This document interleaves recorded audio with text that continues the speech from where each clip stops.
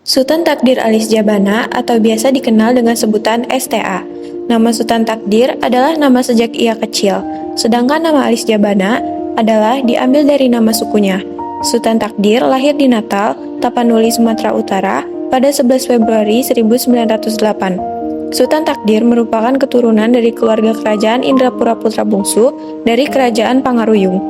Ia lahir di Natal dan dibesarkan di Bengkulu. Semasa hidupnya, Sultan Takdir memiliki 3 orang istri dan menjadi ayah dari 9 orang anak. Pada tahun 1928, setelah menamatkan pendidikan di sekolah guru pribumi di Bengkulu, Sultan Takdir mengikuti jejak ayahnya, yaitu menjadi guru di Palembang. Sultan Takdir sebenarnya tidak tertarik untuk menjadi guru karena ia lebih berminat dalam dunia kepenulisan. Tanpa memberitahu ayahnya, ia kemudian melamar bekerja sebagai pengarang pada Panji Pustaka, dan ia pun diterima menjadi redaktur kepala. Ia kemudian merantau ke Tanah Jawa untuk melanjutkan sekolahnya di Jakarta, Batavia, yang merupakan sumber kualifikasi tertinggi bagi guru di Hindia Belanda pada saat itu. Setelah beberapa bulan di Jakarta, Sultan Takdir melamar pekerjaan di Balai Pustaka, yang merupakan biro penerbitan pemerintah administrasi Belanda. Selama ia bekerja di Balai Pustaka, Sultan Takdir tidak pernah berhenti untuk mengarang dan menulis berbagai media seperti Pewarta Delhi dan Suara Umum. Sultan Takdir juga dikenal sebagai pelopor era Pujangga Baru. Pada bulan Mei tahun 1933, bersama rekan-rekannya seperti Armin Pane, Amir Hamzah, Sanusi Pane, dan kawan-kawan, Sultan Takdir mendirikan sekaligus memimpin majalah Pujangga Baru. Berdirinya majalah Pujangga Baru merupakan bukti kebutuhan masyarakat pada zaman itu akan suatu media publikasi yang menampung dan membahas tentang sastra dan kebudayaan. Pujangga Baru secara cerdas berhasil menggiring dari persoalan kesusastraan ke persoalan kebudayaan yang kemudian menjadi problem bangsa yang waktu itu disadari perlu segera dirumuskan. Pujangga Baru menempati kedudukan yang khas dalam hasanah sejarah kesusastraan Indonesia.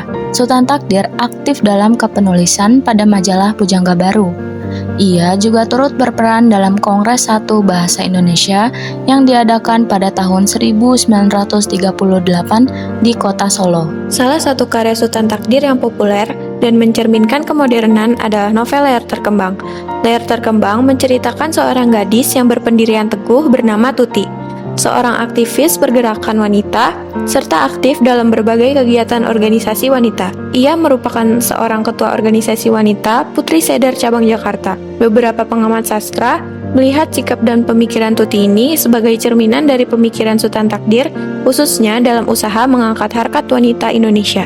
Sultan Takdir merupakan sastrawan Indonesia yang banyak berorientasi ke dunia barat dan menyuarakan kebudayaan berpikir rasional. Menurutnya, unsur-unsur kebudayaan barat sangat penting untuk kemajuan kebudayaan Indonesia dalam hal teknologi, orientasi ekonomi, keterampilan berorganisasi, hingga ilmu pengetahuan. Walaupun banyak ditentang orang, Sultan Takdir tetap dengan pendiriannya itu. Sultan Takdir tidak hanya menulis karya sastra saja. Ia merupakan orang pertama yang menulis tata bahasa baru bahasa Indonesia pada tahun 1936 yang masih digunakan hingga kini.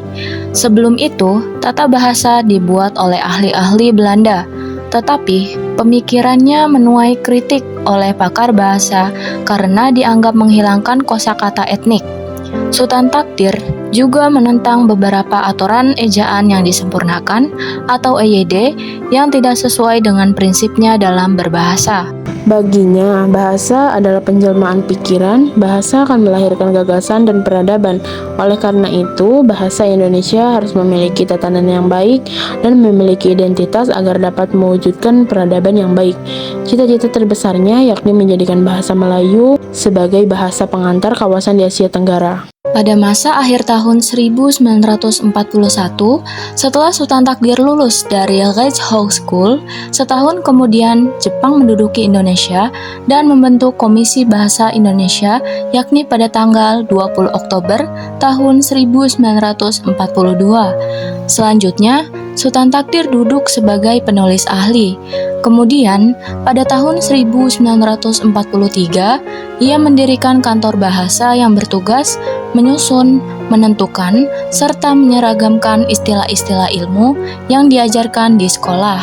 Komisi Bahasa Indonesia membawa peran besar dalam perkembangan hasanah bahasa dan sastra Indonesia. Sultan Takdir melakukan modernisasi bahasa Indonesia sehingga dapat menjadi bahasa nasional sebagai pemersatu bangsa. Akan tetapi, hal ini menjadi ancaman bagi penjajah Jepang. Sultan Takdir dianggap menyusun rencana propaganda kemerdekaan. Akhirnya, ia ditahan dan dimasukkan ke sel Tanah Abang. Di dalam penjara, ada kira-kira 10 orang tahanan, dan tubuh orang-orang tersebut penuh dengan borok. Pendeknya, dalam tempo 3 hari di dalam tahanan, badan Sultan Takdir sudah penuh dengan nanah, hingga melengket ke bajunya. Meski penjara yang ditempatinya sangatlah kumuh dan menjijikan, namun ia masih tetap menyempatkan dirinya untuk membaca buku. Usai keluar dari penjara, Sultan Takdir tetap mempengaruhi perkembangan bahasa Indonesia melalui majalah Pembina Bahasa yang diterbitkan dan dipimpinnya pada tahun 1947. Dalam majalah itu, dimuat segala hal ihwal perkembangan dan masalah bahasa Indonesia. Tulisan yang berkenaan dengan bahasa kemudian diterbitkan dalam bentuk buku yang kemudian diberi judul Dari Perjuangan dan Pertumbuhan Bahasa Indonesia tahun 1957. Sultan Takdir juga pernah merintis penerbitan majalah pembangunan. Di waktu yang sama, ia kemudian mendirikan percetakan yang bernama Pustaka Rakyat, yang kemudian pada 22 Desember 1963, nama Pustaka Rakyat berubah menjadi Dian Rakyat yang bertahan hingga sekarang. Di hari tuanya, Sultan Takdir tidak berhenti berkiprah untuk memajukan bahasa, sastra, seni, dan budaya. Dalam usia 86 tahun, ia meninggal dunia karena menderita sakit jantung, yaitu pada tanggal 17 Juli tahun 1994 di Jakarta dan dimakamkan di sekitar Bogor. Ia meninggalkan warisan sejumlah karya dan pemikiran, khususnya di bidang bahasa dan sastra, seperti esai, novel, roman, dan puisi, serta kebudayaan, filsafat, pendidikan, dan ilmu pengetahuan pada umumnya. Hidupnya Balai Seni Toya Bungkah di Bali adalah salah satu wujud kepedulian dari Sultan Takdir terhadap kebudayaan Indonesia.